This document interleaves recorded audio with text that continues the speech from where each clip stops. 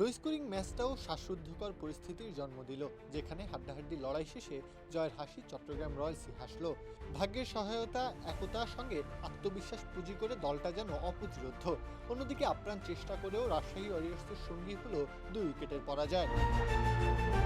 এদিন টস কয়েনটা পড়ল চট্টগ্রামের পক্ষেই। শেখ মেহেদী ফিল্ডিং করার সিদ্ধান্ত নিলেন। সেটা যে ভুল ছিল না তার প্রমাণ পাওয়া গেল শুরু থেকেই।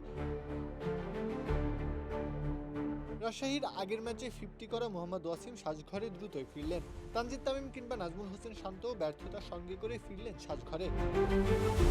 10 ওভারে 64 রানের বিনিময়ে 4 উইকেট হারানো দলটা পরের 10 ওভারে করল ওই 64 রানই। শরীফুল তানভীরদের বোলিং তোপের সামনে হাত খোলার সাহসই পায়নি রাজশাহীর ব্যাটাররা। শেষ পর্যন্ত তাদের ইনিংস থামে 128 রানে।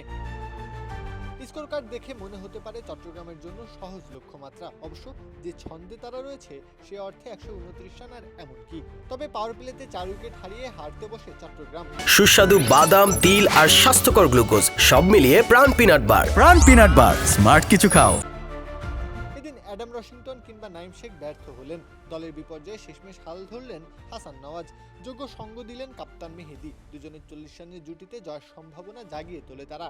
এরপর আসিফ আলীর সঙ্গে আরও 35 রান যোগ করেন নওয়াজ। তখন অবশ্য জয়ের লাগাম নিজেদের হাতে ধরতে পারেনি চট্টগ্রাম। শেষ 3 ওভারে দরকার 24 রান। তখনও রাজশাহীর সুযোগ ছিল, তবে মুশফিকুর রহিমের সহজ রান আউট মিস হওয়ায় ম্যাচটাই হাতছাড়া হয়ে গেল। শেষ বলে নাটকীয়তা শেষে চট্টগ্রাম জয় পেল 2 উইকেটের ব্যবধানে।